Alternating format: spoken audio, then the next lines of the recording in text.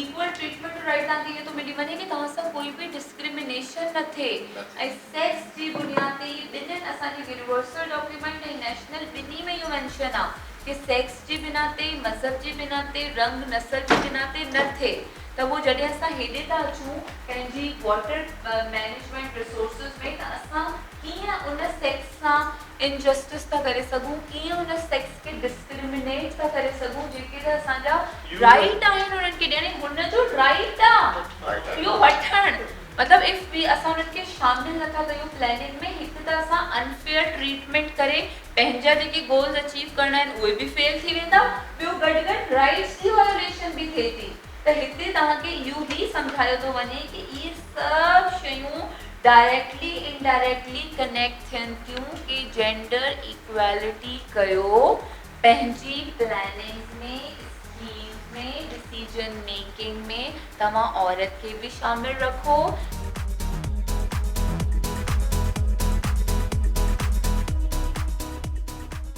वॾो रोल आहे water management mainly जेको आहे उहो इहो आहे त औरत जेका आहे सा जेको लेबर जा कम थींदा आहिनि जीअं स्विंग आहे उनमें रुंबियो चुगी हणणु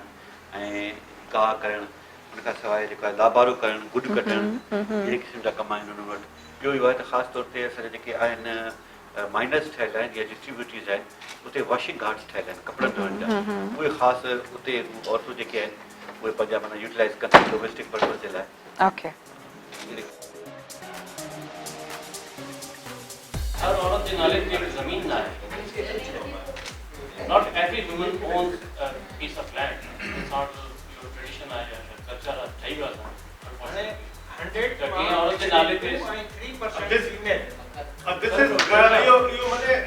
कानून में को लाजिम शे है तो वाटर कोर्स एसोसिएशन या फार्मर ऑर्गेनाइजेशन या मेंबर्स भी होते हैं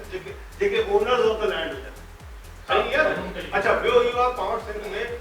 90% ओनर्स ऑफ लैंड लेकिन वुमेन बैन 90% इलाक़नि में जिन जे खातनि में नाला आहिनि त पोइ मुंहिंजी सिस्टर हुन में मुंहिंजी मदर जे नाले ते खातो आहे साम्हूं नथो पर साम्हूं नथो अचे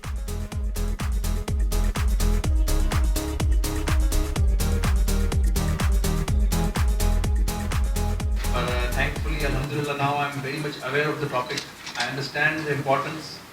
and पहिरीं हिकिड़ो बेसिक असांखे आइडियो हो टॉपिक जो हाणे असांखे तमामु सुठी हिकिड़ी जेकी आहे सो knowledge by learning by and hopefully असां कोशिशि कंदासीं पंहिंजे पंहिंजे इदारनि में जेको आहे इहा जेकी लर्निंग आहे इन खे इम्प्लीमेंट बि कयो वञे उन्हनि खे बि छा जे करे जॾहिं पाण जेंडर मेन स्ट्रीमिंग या वुमन इंक्लूजन जी ॻाल्हि कयूं था त हुते ॾिसो सिर्फ़ु असां 4 फीमेल्स हुआसीं ज़रूरु इन्हनि जी मेल्स जी जेको नॉलेज तमामु घणी ज़रूरी आहे छा जे करे असांजा मेल्स जेंडर सेंसिटाइज़ थींदा त उहो असांखे अपॉर्चुनिटी प्रोवाइड कंदा अदरवाइज़ असांजी नॉलेज केतिरी बि इनहेंस थी वञे केतिरी असां अवेयर थी वञूं पोइ बि असां मोहताज आहियूं चाहे उहा घरेलू सतह ते या पोइ वरी ऑर्गेनाइज़ेशन या डिपार्टमेंट लेवल ते त हुते जेको असांजा बॉसिस आहिनि उहा मेल्स आहिनि हुननि जी सेंसिटाइज़ेशन पंहिंजा तमामु घणी ज़रूरी आहे पर हिकिड़ी वूमेन आहे हुननि जी नॉलेज में इज़ाफ़ो बि वधीक ज़रूरत आहे हुननि जा राइट्स कहिड़ा आहिनि ऐं हुननि खे इथिकल वे में कीअं उहो पंहिंजा राइट्स आहिनि हुननि खे अचीव करे सघनि थियूं या वठी सघनि थियूं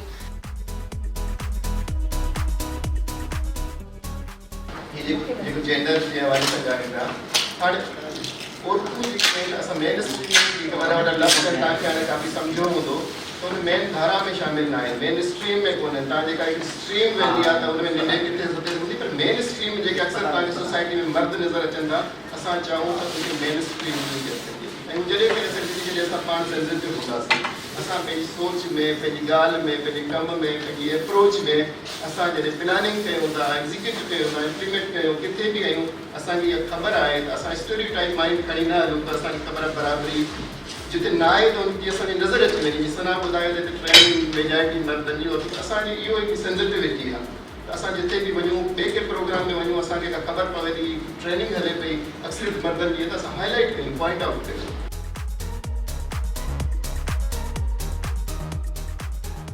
जेकॾहिं असां अॼु इनखे न कंदासीं त शायदि पोइ असां कॾहिं बि न करे सघंदासीं अचो त औरत खे बाख़्तियार कयूं हाणे हिन में हिकिड़ी मां नई शइ ॾिठी त 11 अक्टूबर जो जेको ॾींहुं आहे उहो नंढिन घट उम्र छोकरन जो आलमी ॾींहुं आहे जेको पूरी दुनिया में मल्हायो